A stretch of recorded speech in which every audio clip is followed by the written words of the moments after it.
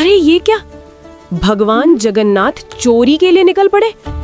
पुरी में उस रात मंदिर के पुजारी कांप रहे थे। दरवाजे खुले थे, भोग गायब था और मंदिर के बाहर नंगे पांव एक छोटा सा बच्चा रोता हुआ बैठा था। लोग चिल्ला रहे थे, भगवान नाराज हो गए, भगवान नाराज हो गए, भगवान नाराज हो गए। लेकिन किसी ने नहीं देखा कि उस बच्चे ने कांपती आवाज में बस इतना कहा, आज मेरे दोस्त को भूख लगी थी। और तभी किसी ने फुसफुसा कर कहा, ये बालक भगवान जगन्नाथ का दोस्त कैसे हो सकता है? हाँ, ये असंभव लगता है, कुछ तो गड़बड़ है। पुरी के उसी विशाल मंदिर के पीछे, जहाँ रोज घंटियां बजती थीं, जहाँ फूलों की खुशबू रहती थी, वहाँ एक छोटा सा कमरा था। वो कमरा किसी पुजारी का नहीं था, किसी राजा का नहीं था, वो था नीलू का। नीलू की उम्र कोई ठीक नहीं जानता था। कुछ कहते थे 5 साल, कुछ कहते थे 7। नीलू अनाथ था, न माँ न बाप न कोई घर। जब लोग पूछते तू कहाँ रहता है, तो वो मुस्कुरा कर कहता, यही बाबा के घर। लोग हंसते थे, पर नीलू सच कह रहा था। हर सुबह जब मंदिर के कपाट खुलते, नीलू सबसे पहले पहुंच जाता। वो झाड़ू नहीं लगाता था, वो फूल नहीं चढ़ाता था, वो बस जगन्नाथ जी के सामने बैठकर धीरे से कहता, आज आप जल्दी मत जाना। जैसे कोई दोस्त दूसरे दोस्त से बात करता है। कभी कभी वो शिकायत करता, कल आपने मुझे सपने में भी नहीं बुलाया। कभी हंसता, आज आपके लिए नई कहानी लाया हूँ। पुजारी देखते थे पर अनदेखा कर देते थे। उनके लिए नीलू बस एक अनाथ बच्चा था, पर नीलू के लिए जगन्नाथ ही सब कुछ थे। वो दिन जब सब कुछ बदलने वाला था। उस दिन बारिश बहुत जोर से हो रही थी। भोग की तैयारी देर से हुई, पुजारी परेशान थे, भीड़ ज्यादा थी। नीलू को उस दिन प्रसाद नहीं मिला। वो मंदिर के कोने में चुपचाप बैठा रहा, आंखें नीचे, पेट खाली। रात होने लगी। मंदिर बंद होने से पहले नीलू धीरे धीरे उठा और जगन्नाथ जी के सामने गया। उसकी आवाज कांप रही थी, आज आप खाना मत खाना, क्योंकि आज मेरे दोस्त को भूख की है। एक पुजारी गुस्से में बोला, चल हट, ये भगवान है। नीलू ने सिर झुका लिया, पर जाते जाते धीरे से फुसफुसाया, अगर आप नहीं आए तो आज मैं सो नहीं पाऊंगा। वो रात जब चोरी हुई, आधी रात, मंदिर शांत था। अचानक शोर मचा, भोग गायब है। लड्डू, फल, मिठाई सब नहीं थे। पुजारी दौड़े, दरवाजे बंद थे, ताले सही थे, कोई बाहर से नहीं आ सकता था। तो फिर तभी किसी ने देखा, मंदिर के बाहर नीलू बैठा था। उसके हाथ में आधा लड्डू था और आंखों में डर। भीड़ इकट्ठा हो गई। कोई चिल्लाया, भगवान चोरी करने निकल पड़े। कोई बोला, ये बच्चा चोर है। नीलू कांपने लगा। उसने बस इतना कहा, उन्होंने खुद दिया। पुजारी गुस्से में बोले, भगवान खाना नहीं देते, तू चोरी करता है। नीलू रो पड़ा। उसने जमीन पर बैठकर जोर से कहा, आप लोग नहीं समझते। भीड़ शांत हो गई। नीलू बोला, दोस्तों, जब मुझे डर लगता है वो आते हैं, जब भूख लगती है वो हंसाते हैं। आज उन्होंने कहा तुम सो जाओ, मैं देख लूंगा। सन्नाटा। लेकिन यहीं कहानी खत्म नहीं होती। उसी पल मंदिर के अंदर से घंटी अपने आप बज उठी और जगन्नाथ जी की आंखों से जैसे चमक निकल पड़ी। पुजारी पीछे हट गए। किसी ने कांपते हुए कहा, अगर बच्चा झूठ नहीं बोल रहा तो इसका मतलब भगवान सच में किसी की मनोकामना पूरा करने निकल पड़े थे। लेकिन सवाल अब भी था, भगवान किसी की सुन लेते हैं और किसी की नहीं। ऐसा क्यों? क्या अगला दिन नीलू के लिए चमत्कार लाएगा या सबसे बड़ी सजा? जब लोगों ने सोचा अब अच्छा होगा, लेकिन भगवान ने सबसे कठिन रास्ता चुना। अगली सुबह जब सबको लगा अब चमत्कार होगा, पुरी में सुबह होते ही खबर फैल गई। रात भगवान ने भोग खुद बाहर भेजा। एक बच्चे के लिए भगवान चले आए। अब तो इस बच्चे की किस्मत बदल जाएगी। मंदिर के बाहर भीड़ थी। लोग नीलू को देखने आए। कोई सिक्का दे रहा था, कोई मिठाई, कोई सिर पर हाथ फेर रहा था। नीलू बस चुप था। वो बार बार मंदिर के दरवाजे की तरफ देख रहा था, जैसे किसी का इंतजार हो। नीलू की एक ही जिद। एक पुजारी ने पूछा, बोल बेटा क्या चाहिए? नीलू ने सिर हिलाया, कुछ नहीं। नीलू बोला, बस आज रात भी वो आएंगे ना? पुजारी चुप हो गया, क्योंकि वो नहीं जानता था कि भगवान हर रात किसी के लिए आते हैं या नहीं। पहला झटका, जब सब उल्टा हो गया। दोपहर होते होते मंदिर समिति की बैठक हुई। कुछ बुजुर्ग पुजारी बोले, ये बच्चा गलत परंपरा बना रहा है। लोग भगवान से दोस्ती समझने लगेंगे। भक्ति डर से नहीं, नियम से चलती है। और फिर फैसला हुआ, नीलू को मंदिर से निकाल दिया जाएगा। शाम होते ही एक पुजारी नीलू के पास आया। अब तुम यहाँ नहीं रह सकते। नीलू ने धीरे से पूछा, तो वो मुझे कहाँ मिलेंगे? पुजारी ने जवाब नहीं दिया। वो पल जब सबको लगा अब अच्छा होगा। लोगों ने सोचा अब बच्चा बाहर जाएगा, कोई सेठ उसे गोद ले लेगा, अब इसका जीवन सुधरेगा। लेकिन किसी ने नहीं देखा कि नीलू मंदिर के बाहर पत्थर पर बैठकर खामोशी से रो रहा था। वो रोते हुए नहीं बोला, वो डरा हुआ था। रात जब भगवान नहीं आए। पहली बार नीलू मंदिर के अंदर नहीं था, वो बाहर बरामदे में लेटा था। आसमान में बादल थे, हवा ठंडी थी। नीलू ने आंखें बंद की और धीरे से कहा, आज आप आओगे ना? कोई जवाब नहीं, घंटियां नहीं बजी, कोई आहट नहीं। नीलू ने फिर कहा, अगर मैंने कुछ गलत कहा हो तो माफ कर देना। लेकिन उस रात भगवान नहीं आए। दूसरा झटका, जब लोग डर गए। अगली सुबह मंदिर में कुछ अजीब हुआ। भोग बना लेकिन स्वाद कड़वा था। पुजारी हैरान। फिर दूसरे दिन फूल मुरझा गए। तीसरे दिन घंटियां अपने आप बीच में रुक गईं। लोग फुसफुसाने लगे, बाबा नाराज है, बच्चे को निकालना ठीक नहीं हुआ। लेकिन तब तक नीलू कहीं और जा चुका था। नीलू का नया रास्ता, जहां सबको लगा अब अच्छा होगा। एक सेठ ने नीलू को अपने घर ले लिया। बड़ा घर, नरम बिस्तर, भरपेट खाना। लोग बोले, देखो भगवान ने दे दिया, अब सब ठीक है। लेकिन पहली रात नीलू बिस्तर पर बैठा रहा, खाना नहीं खाया। सेठ की पत्नी बोली, क्या हुआ? नीलू बोला, यहाँ वो नहीं आते। यहाँ वो नहीं सब हंस आते। पड़े। सबसे बड़ा ट्विस्ट, जहाँ सब गलत साबित हुआ। तीसरी रात नीलू तेज बुखार में कांप रहा था। डॉक्टर आए, दवा दी, लेकिन नीलू बार बार बड़बड़ा रहा था, मैं गलत जगह आ गया, वो मुझे यहाँ नहीं ढूंढ पाएंगे। सेठ डर गया। उसी रात मंदिर में घंटी अपने आप जोर से बज उठी और मुख्य पुजारी बेचैन होकर उठ बैठे। उन्हें सपना आया। जगन्नाथ जी बोले, जिसे तुमने बाहर किया वो मेरा है। सुबह होते ही सेठ नीलू को लेकर मंदिर भागा। लेकिन सवाल ये था, क्या नीलू जीवित रहेगा? क्या भगवान वापस आएंगे? या अब बहुत देर हो चुकी है? और सबसे बड़ा सवाल, क्या हर बार भगवान जल्दी सुनते हैं तो वो अच्छा ही होता है? जब भगवान समय पर नहीं आए और सबने मान लिया कि अब बहुत देर हो चुकी है, वो सुबह जो किसी की जिंदगी बदल देती है। सुबह का सूरज निकला, लेकिन पुरी की हवा में वो शांति नहीं थी। मंदिर के बाहर लोग चुप थे, कोई घंटी नहीं, कोई मंत्र नहीं। सेठ की गाड़ी मंदिर के सामने रुकी। नीलू अंदर था, कमजोर, तपता हुआ, आंखें अध खुली। मुख्य पुजारी आगे बढ़े। जल्दी करो, डॉक्टर फुसफुसाए, बच्चे की हालत बिगड़ रही है। नीलू ने अचानक आंखें खोली। उसकी आवाज बहुत धीमी थी, आज वो आएंगे? किसी के पास जवाब नहीं था। मंदिर के अंदर, जहां सब कुछ गलत लग रहा था, नीलू को गर्भगृह के पास लाया गया, वो जगह जहां आम लोगों को जाने की इजाजत नहीं होती। पुजारी कांप रहे थे, ऐसा पहले कभी नहीं हुआ था। नीलू ने आंखें बंद की और बहुत धीरे से बोला, अगर आप नहीं आए तो मैं सो जाऊंगा। ये सुनकर एक बुजुर्ग सेवायत रो पड़े। जब लोगों ने पहली बार भगवान से सवाल किया, भीड़ के बीच एक आदमी चिल्लाया, अगर भगवान दोस्त है तो अब कहाँ है? किसी और ने कहा, क्यों भगवान बच्चों से भी देर कर देते हैं? पहली बार पुरी में लोग भगवान से सवाल कर रहे थे और भगवान अब भी चुप थे। वो क्षण जब सबको लगा अब अंत है। नीलू की सांसें तेज हो गईं, हाथ ठंडे पड़ने लगे।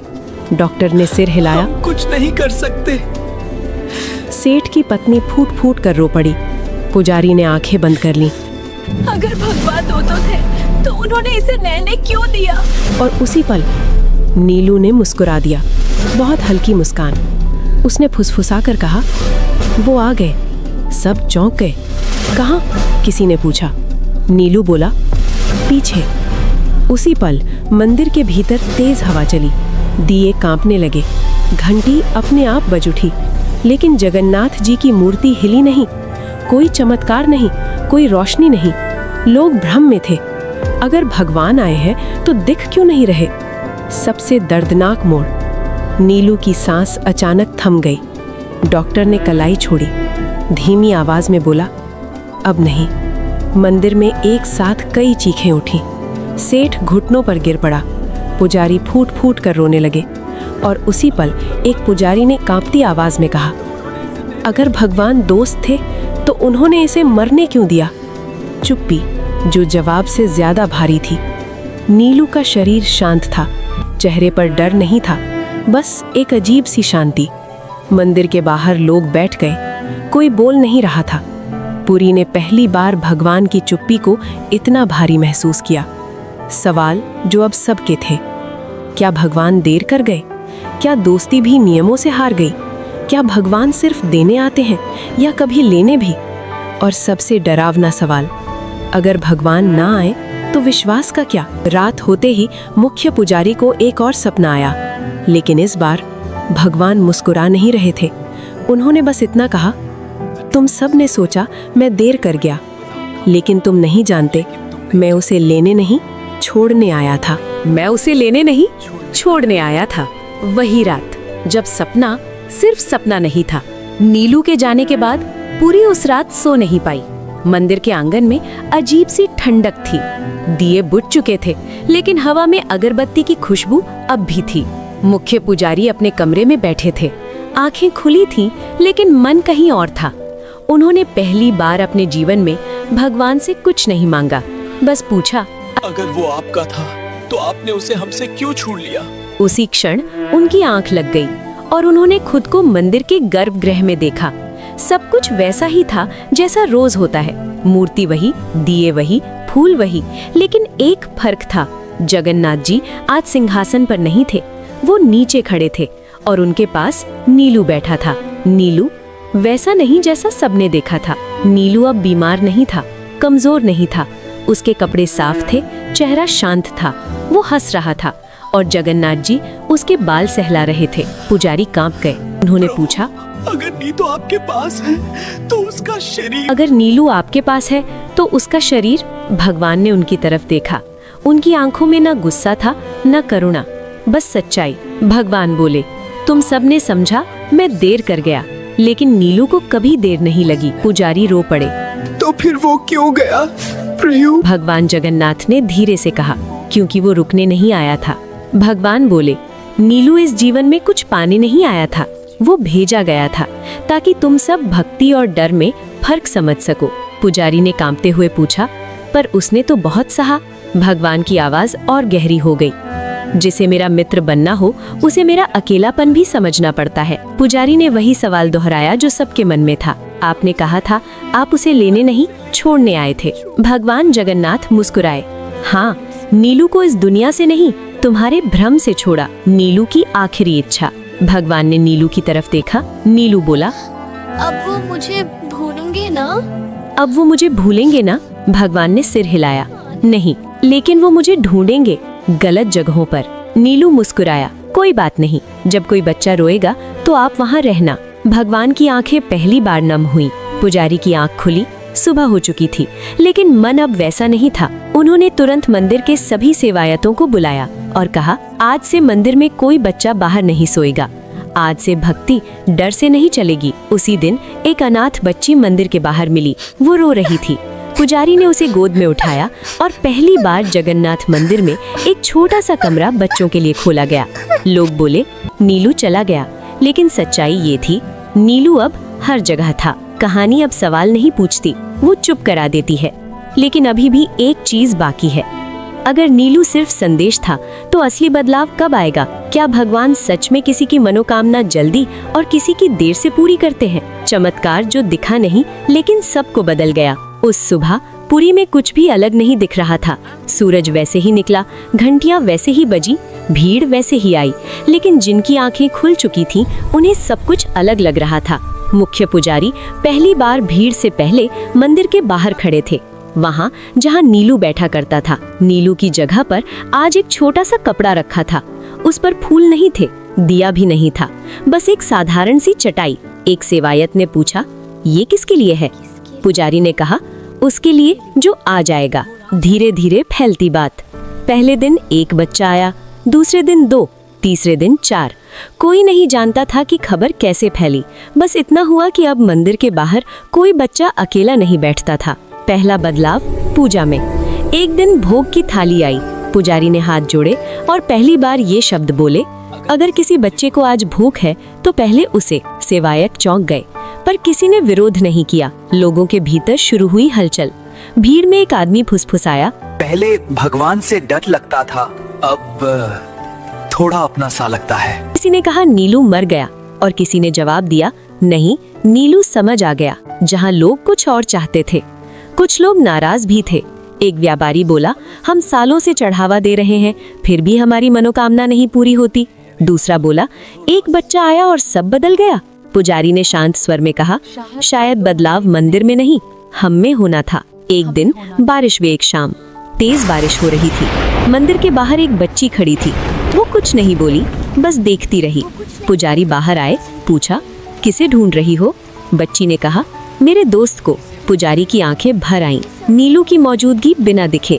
कई लोगों ने एक ही बात कही, जब भी किसी बच्चे को खाना मिलता है मुझे लगता है कोई मुस्कुरा रहा है। जब मंदिर शांत होता है लगता है कोई बैठा सुन रहा है। कोई नाम नहीं लेता था, पर सब जानते थे। मनोकामना का सच धीरे धीरे खुलता।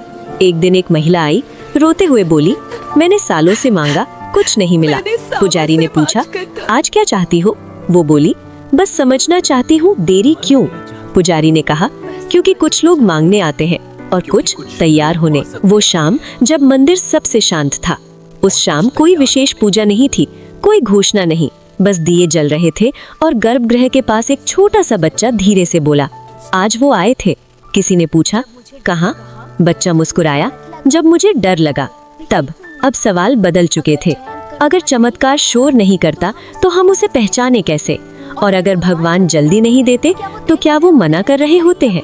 कुछ प्रार्थनाएं तुरंत क्यों सुनी जाती हैं और कुछ को सालों इंतजार क्यों करना पड़ता है? समय बीतता है पर सवाल नहीं। नीलू गए हुए अब कई महीने हो चुके थे। मंदिर वैसा ही था, लेकिन लोग वैसे नहीं रहे। अब लोग मंदिर आते थे पर पहले जैसे नहीं। पहले लोग पूछते थे, मुझे ये चाहिए, मेरा ये कर दो। अब लोग पूछते थे, मैं क्यों मांग रहा हूँ? पहला सच जिसे कोई सुनना नहीं चाहता। एक दिन एक बूढ़ा व्यक्ति आया। उसकी पीठ झुकी थी, आवाज थकी हुई। उसने पुजारी से कहा, मैं 30 साल से पूजा कर रहा हूँ, फिर भी मेरी मनोकामना पूरी नहीं हुई। पुजारी ने पहली बार सीधा जवाब दिया, क्योंकि आप भगवान से नहीं, डर से जुड़े हुए थे। बूढ़ा आदमी चौंक गया। डर और भक्ति का फर्क। पुजारी बोले, जब कोई बच्चा रोता है वो डर से नहीं रोता, वो भरोसे से रोता है। नीलू इसलिए सुना गया क्योंकि उसे खोने का डर नहीं था। भीड़ में सन्नाटा छा गया। समय का रहस्य। एक और आदमी बोला, तो क्या भगवान समय देखकर देते हैं?